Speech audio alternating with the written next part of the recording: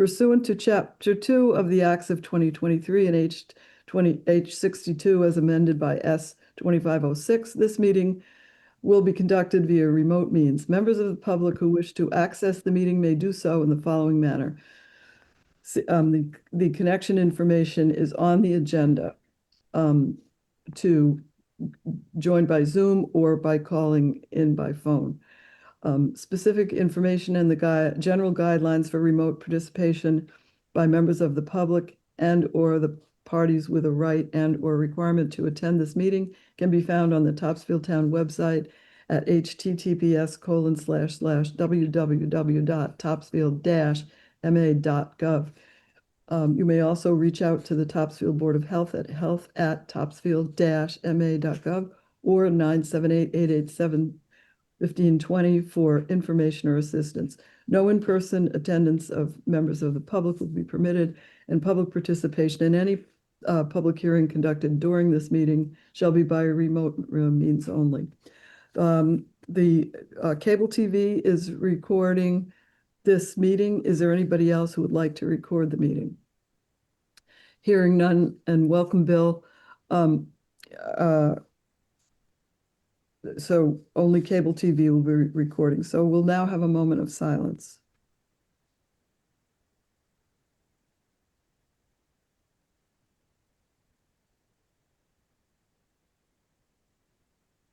Okay, thank you. The first thing on the agenda is appointments, and I don't believe we have any appointments tonight. Does anybody know of any appointments? No. So we'll move right along to meeting minutes. This is the minutes of the meeting of December 17th, Topsfield Board of Health minutes. I have read them and they look good to me. Does anybody have any comments or corrections for the minutes? I have a question. Yeah. Let me get to it. It's about, it's in John Boulet's report. He's talking about the EHE report and how he attended for 2 nurse positions. So there's a tri-town public health nurse and a part-time public health nurse. I guess I'm confused about. Right, and where part-time public health nurse. Where is that in here? Book. Oh. No, we're in Oh. his report. Oh, his report. I thought Right that there. would. Oh, yeah, okay. Well, he did say that, and so it's not a mistake in the minutes. I do know, and Sue, he had conversations with Jessica and the people at Middleton.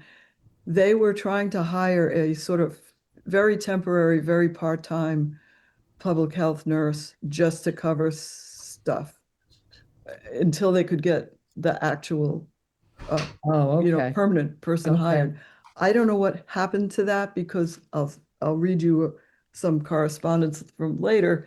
Okay. That somehow makes it sound like that didn't happen anyway. Okay. So it's a mystery, but that is what he said at the meeting. So that's okay. In the minutes, it's correct. Okay. Okay. I was probably trying to contact you to say you could come back into the meeting, so I missed that. Oh, maybe. Because you were out of the meeting at that point. Yeah, but we didn't discuss it. I mean, he just gave his report. I know. Oh. No, that's what I'm saying. While he was giving the report, I was probably trying to contact you. Probably. So I missed that. Oh, so you're just reading it. So I and you didn't were like, ask him but about it would have been if you had been at the meeting and it had gone by, you could have missed it anyway because it just would have been. Yeah, true. So Yep. Okay. Anyway, thanks. Anything else from anybody? Okay, we could have a motion about the minutes. I'll make a motion to accept the minutes of December 17th, 2025. As written. As written. Bill, you seconded. Yep. Bill seconded. All those in, is there any further discussion on the minutes? Hearing none, I'll take voice votes. So Ellen? Aye. Bill? Aye. Carl? Aye. Amy? Aye. Myself, aye. So the minutes are passed unanimously. Thank you very much. The next thing is the health director report. So John Boulay is off on a skiing fun-filled vacation. And he left a written report, which I will read. I don't know if Sue sent this out. Did it get sent out? No, only I haven't. So he said, more interviews were completed for the part-time inspector position. He's talking about Middleton there. I'm pretty sure. Yeah. And he said offer letters were sent out on January 9th, again, Middleton, for the two positions. I'm waiting to hear on whether they were accepted. By the two positions, I'm pretty sure he meant the nurse position and the inspector position. Yeah. Okay. Quarterly testing was completed for the post-closure landfill monitoring, which is good because we've had a long go around with this testing and the contract getting signed and the testing. So this is good news that we've completed the testing. Yay. Yeah. Soil, this I also knew nothing about. Soil testing was completed at the fairgrounds. They are looking to add another structure to hold more bathrooms. So who knew, but they did soil testing. Design plans. Now I'm assuming he means septic system design plans have been filtering into the office at a pretty steady rate. System installations have slowed down a little with the holiday break, but there have been a handful of systems being installed. So they can now install things and do test things all winter long. Huh. You know, like they didn't used to be, they just didn't do that. How is I that, think it was, Cheryl? How and what's why that? can that happen? Huh? How and why can that happen? Well, I remember see, again, I'm not the health agent, so, but I do remember when that changed. And I believe, and I could be wrong, so I really hate to say it out loud, but I believe it may have been in some of our older regulations a long time ago where it said septic or perk testing will not be done from the months of here to the months of here. Yeah, I They remember that. blamed it Yeah, on- Right? Didn't it? yeah, yeah. They blamed it on like winter, they blamed it on that the soil would be too wet. And now they've said none of that matters. If you can dig a hole, you can do the testing because now they rely more on soil evaluation rather than water sinking down into a hole, and they can look and see the high water mark, high ground water table mark by the modeling of the soil. How about that? Yeah, well, good. Okay. So I guess not this weekend. They won't be able to do that, but No. right, Not they'd have to Sunday. do it. They certainly won't want to. No. Right. And the last thing on his report is that, did you have any more on that topic, Bill? No, I just had a question. I just wondered Wanted to ask, about that. You know, did I answer it satisfactorily? very professionally. Thank Why, you. thank you. The last thing, but a budget meeting will be held on February 2nd with the select board. That would be the Board of Health budget where they review our budget. So I believe those meetings are open. Anybody who's interested in going to it to support John or talk directly to the FinCom, select board. Well, obviously anyone can go. So anybody interested in the budget can go. Okay. And then in talking with Sue, we don't, normally now we would have a meeting from, announcement from Julia, a report from Julia, who Julia is no longer with us. And there've just been two instances where people have really missed Julia. One was somebody had taken Julia's infant CPR choke and first aid class, and they were able to rescue their toddler who was stopped breathing. Wow. And they knew exactly what to do because they had taken that course. Wow. And Have we passed that on to Julia? well, I don't know. Probably yes. Sue was saying yes. Okay, good. I assume she It should be proud. should really. Yeah, And then it also came to our attention that the nurse in Middleton who was filling in for us on Maven, which you may recall is the database that contains all the infectious disease reporting for public health in Massachusetts, said that she does not know how to run a report on communicable disease follow-ups. The report that Julie was giving us, you may recall, she would give us like how many of this disease did we have in the last month? That's all we want is a summary. That's all we're legally able to have or report on in a public meeting. So that can't even be done apparently, which is ridiculous. We also need that information for the annual report. right. And this is a big part of our existence is to monitor and control communicable diseases in the community. And now with the flu rates so high, people are dying. About, what is it, 5 children, I think, have died of the flu in Oh, 5 now. Massachusetts. I think it went up to Mm. 5 in Massachusetts. Not to mention, measles, that there are over 500 cases in South Carolina right now. And there have been alerts sent out from Department of Public Health about people who have traveled through Logan Airport and exposed pretty much anyone in wherever you walk in Logan Airport, because the measles virus can live in the air for 2 hours after the infectious person leaves the room. So you have ridiculously massive follow-up numbers of people to follow up on. When it's in a situation like that, an airport or a bus station, all they can do is send out a public notice, like even if it was in like a grocery store or something, they would send that out. And so they're not kidding. And I've also read stuff that the majority of those measles cases by far are unvaccinated children, which is of all the cases. And I think it said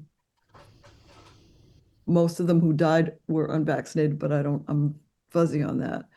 The point is, children need to get their measles vaccinations and all of the vaccinations that were recommended. And Massachusetts is now not following CDC guidelines. They're following the guidelines that they had originally for the vaccines and that are still recommended by the American Academy of Pediatrics.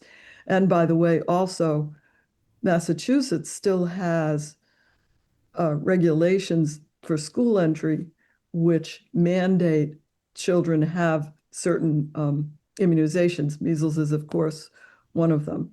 So, as long as that holds, we're, relatively safe here in Massachusetts. But of course, the rate of vaccination has gone down just because people are reading all this other stuff saying vaccines aren't safe. So the rate has just simply gone down. Anyway, that's my area of expertise. So I just thought I'd pop in and fill in for Julia. And then also part of directly related to John's Boulet's report and these interviews for the 2 positions, the nurse and the inspector that Middleton would now hire. I got by email, and I guess maybe Sue got it, minutes, and John Boulet got them too, from the Public Health Excellence Grant Advisory Board for Middleton. And they must have BCC'd us because we don't know who else got the minutes. Did you get the minutes? You didn't get, well, yeah, you should get them because you're the alternate. You probably didn't. I bet you didn't, because they probably don't look familiar. I could have and just didn't Minutes from December 3rd.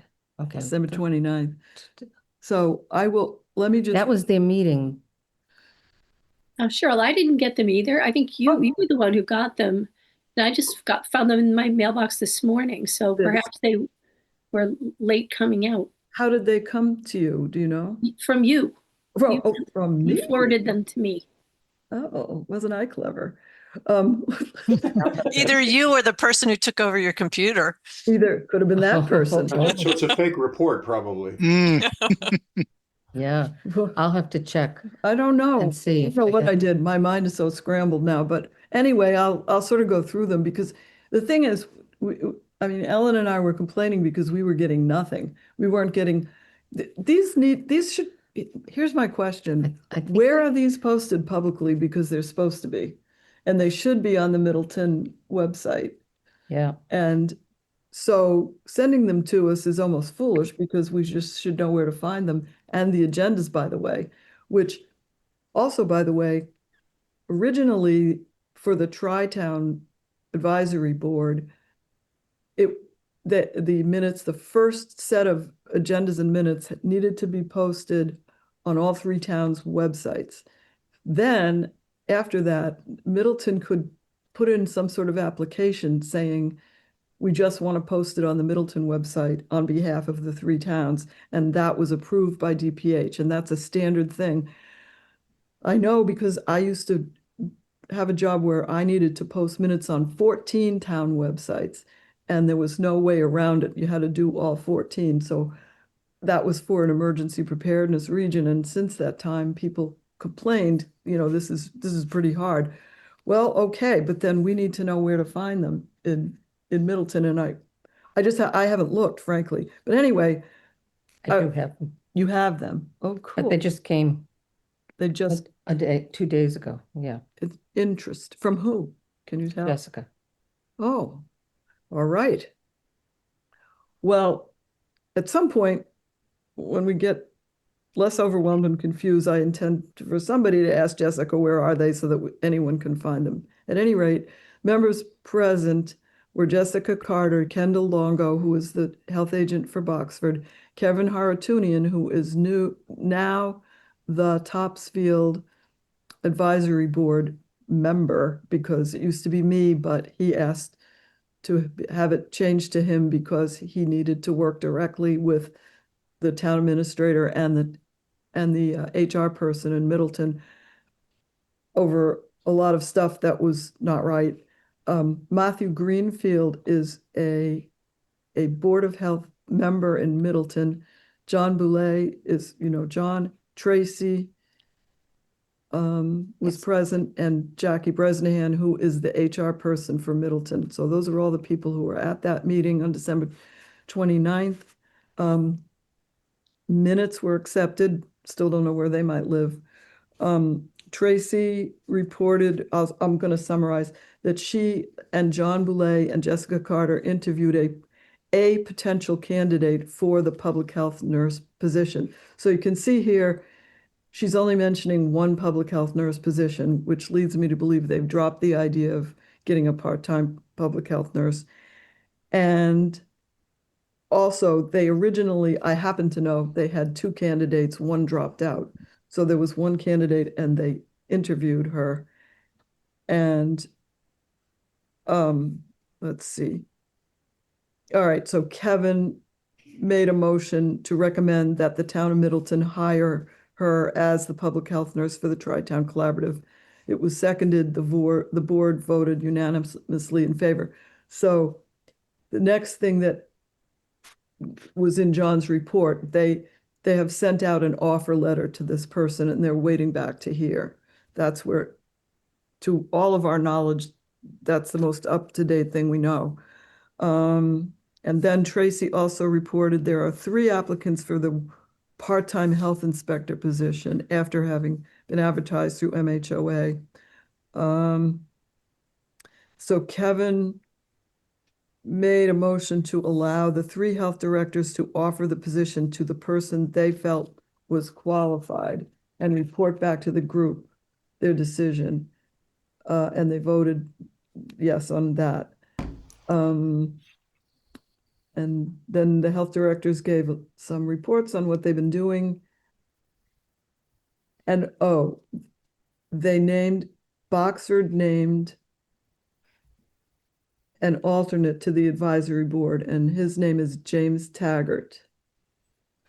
So I don't think they had an alternate before, James Taggart. And Kevin made a motion to approve him as the alternate member. And the board voted in favor. The next meeting, you might want to write this down, is Thursday, February 26th at 12 p.m. via Zoom. Kendall requested a draft agenda be mailed to her, but they have to post the agenda. It's just that it's posted, it should be posted 48 hours in advance. Yeah, it's pretty, short notice for a lot of these important topics. And these meetings are by definition open to the public. Anyone can just go. They don't have to recognize the public for speaking, but you're there. All right. Does anybody have any question on all of that I just read that was supposed to be John Boulet's report? Discussion or questions? No. Okay, that's good because I would have no further clarity. All right. So that was also the public health excellence update. Actually, that really wasn't part of his report. All right, let me correct myself. That was old business. It was the public health excellence update, all that from the meeting that I just read that they had. The next item of old business is opioid settlement funds update. I don't have an update on that. I know Julia has been given a very tiny position for the town. She's a 0.5, yeah. 0.5, that's not right. It's a half a day a week. It's a half an hour a week. Half an hour a week, So maybe it's 0.05. perhaps. And the way we do it at the town hall, it's like 0.50. 0.50 Yeah, Yeah.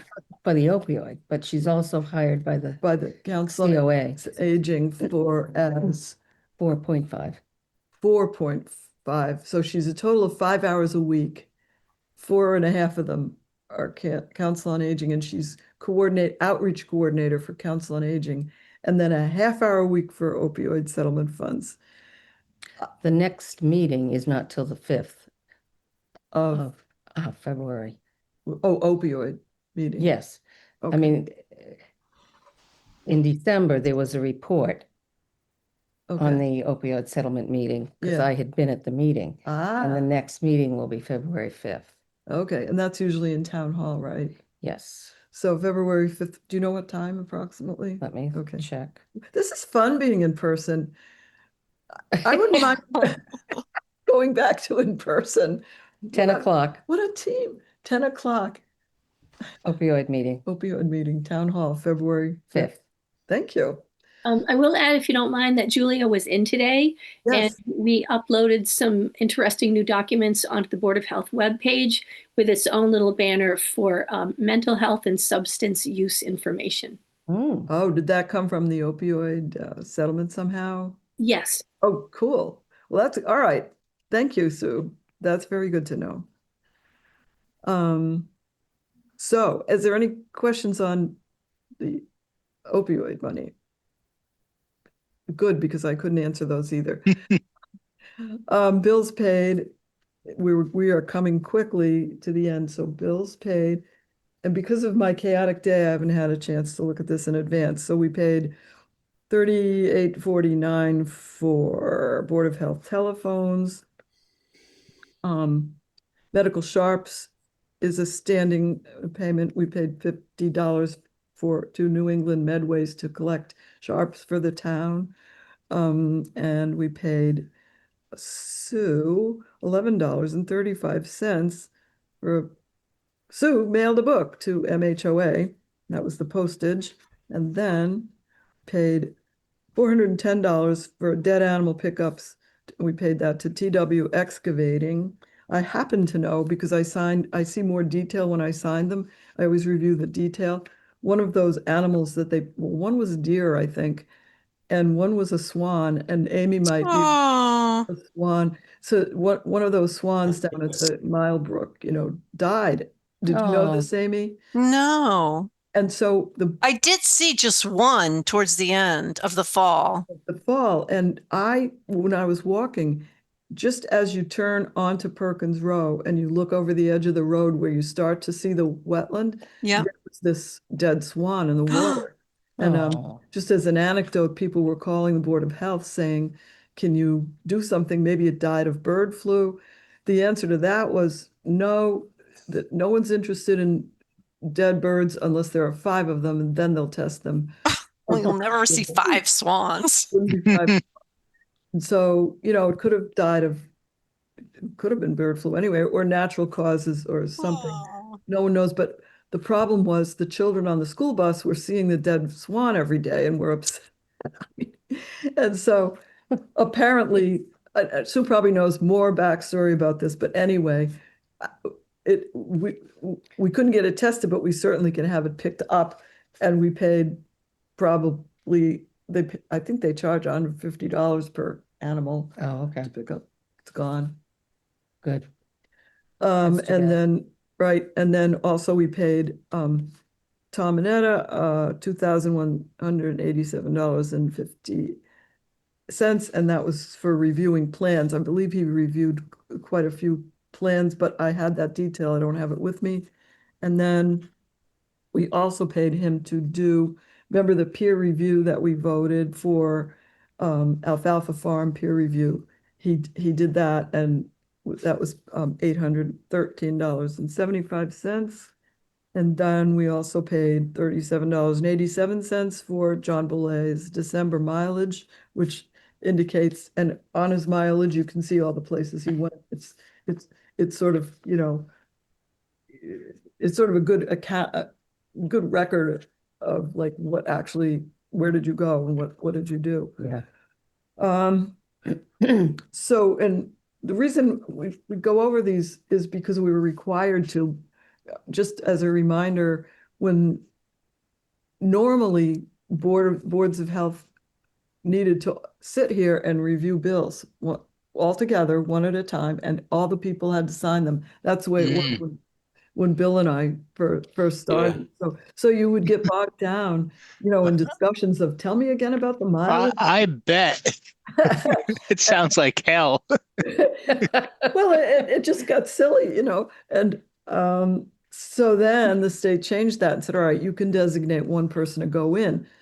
So, and there should be an alternate. Then they updated it like a year or two ago, and they said, but this was sort of, I think, a oversight on their part. They said, oh, but the Board of Health, you have to review the bills that you signed with the board Yeah. at every meeting.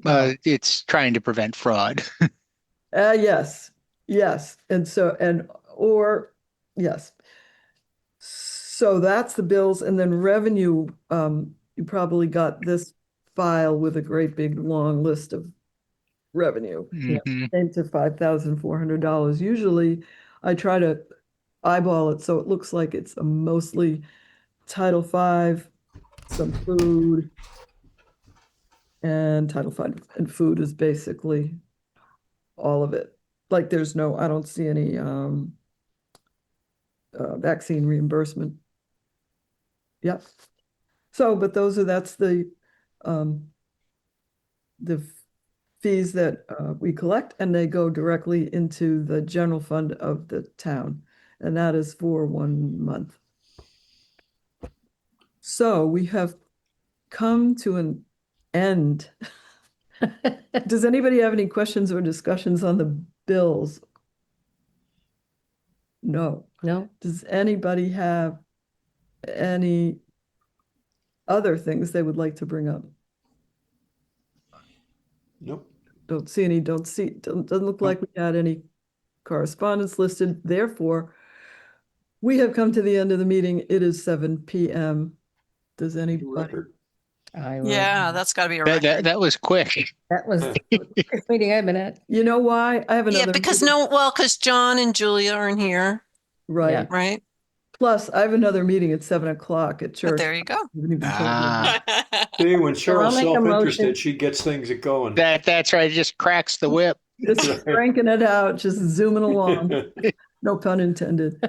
So I'll make a motion to end the meeting of January 21st, 2026. Thank you, Ellen. Is there a second? Bill seconds it. Yeah. Any discussion about ending the meeting? Hearing none. All those in No. favor of ending the meeting? Ellen, all those in favor? Ellen, Aye. Bill, Aye. Amy, Aye. Carl, Aye. myself, aye. It is unanimous. This meeting is ended at 7:01 p.m.